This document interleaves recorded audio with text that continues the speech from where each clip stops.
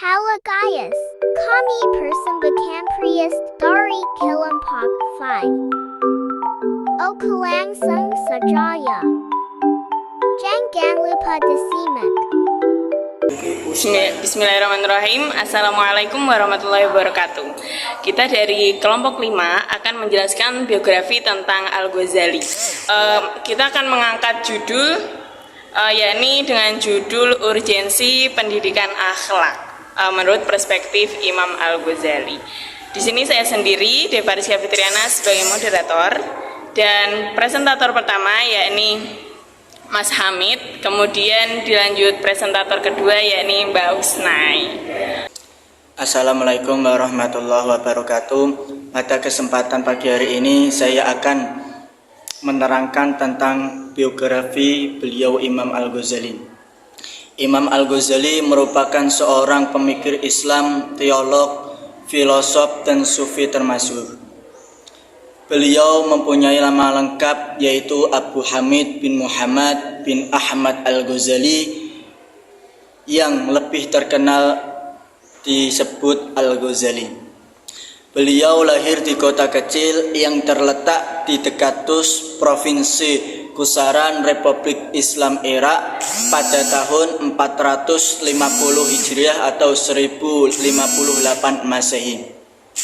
Imam Al-Ghazali hidup pada masa pemerintahan Abbasiyah kedua. Beliau lahir di tengah keluarga yang tinggi religiusitasnya. Beliau populer dengan berbagai sabutan yakni Hujatul Islam, Zainuddin At-Tusi atau penghias agama, yang Al-Faqih, Asy-Syafi'i, dan Bahrul Mughrib.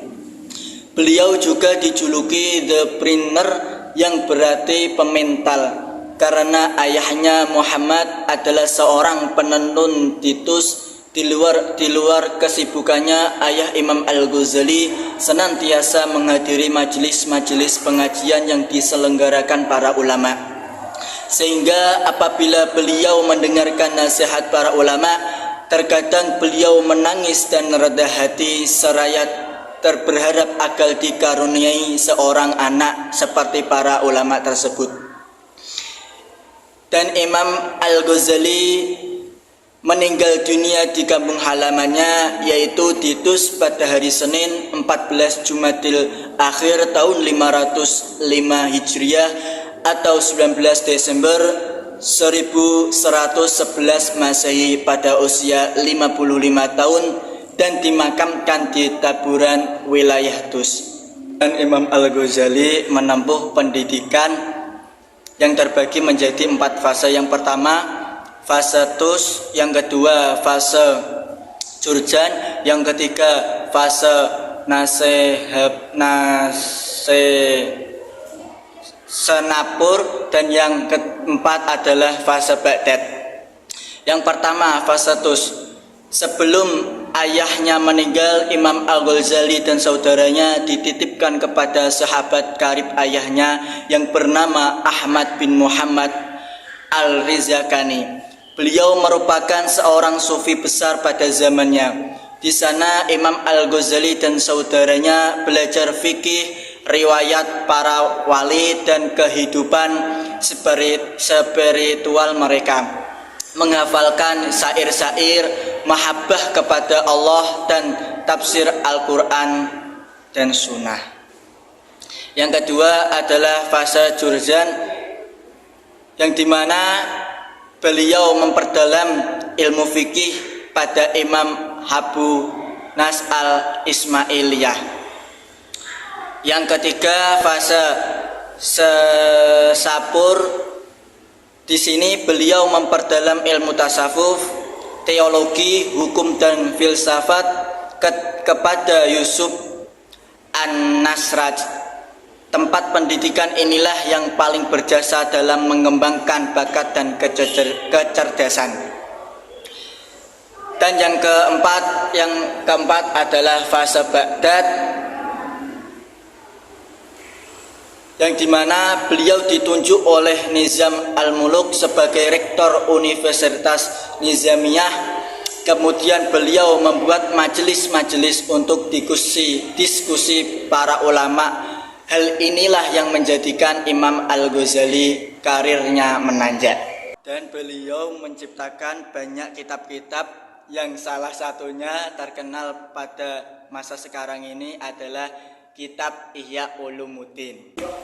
Saya akan melanjutkan penjelasan dari teman saya mengenai pemikiran Al-Ghazali. Menurut pandangan Al-Ghazali, manusia itu harus mempunyai tujuan akhir untuk mencapai kesempurnaan akhirat. Dengan itu, Al-Ghazali memberi tawaran konsep pendidikan akhlak yang bersumber dari Al-Quran dan hadis untuk mengatasi masalah moral di kalangan masyarakat yang makin meningkat. Dengan menggunakan langkah pensucian batin serta menggunakan metode-metode yang tepat dalam pembentukan akhlak yang sesuai. Langkah-langkah tersebut, yang pertama yaitu takhali atau mengosongkan diri dari sikap ketergantungan kelezatan duniawi dengan cara menjauhi diri dari maksiat dan berusaha menguasai hawa nafsu. Yang kedua adalah tahali, yaitu membiasakan diri dengan sikap, perilaku, dan akhlak terpuji. Dan yang ketiga yaitu tajali, menghindari diri dari hal-hal yang dapat menghambat diri dalam mendekatkan diri kepada Allah. Selain itu, Al-Ghazali juga menyatakan bahwa manusia memiliki bermacam-macam akhlak. Yang pertama yaitu sifat rububiyah, seperti suka dipuji, disanjung, mulia, kaya, suka membanggakan diri, dan suka mencari ketinggian atas manusia lainnya.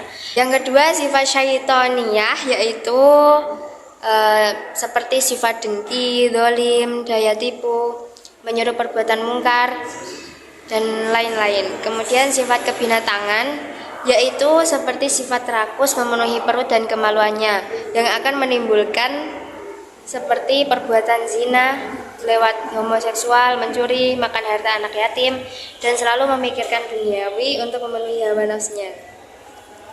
Kemudian yang terakhir sifat kebinatang buasan, yaitu seperti egois, dengki, iri, suka marah, berkata kasar, suka bertengkar, dan suka menghambur-hamburkan harta yang bukan di jalan Allah.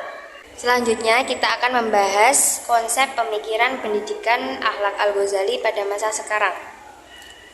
Al-Ghazali juga berpendapat bahwa setiap profesi atau pekerjaan merupakan suatu ibadah, seperti halnya guru akan bisa dikatakan ibadah apabila memiliki ciri-ciri yang pertama, benar, yang kedua amanah, yang ketiga ikhlas, yang keempat sabar, yang kelima lemah lembut dan pemaaf, dan yang terakhir penyayang.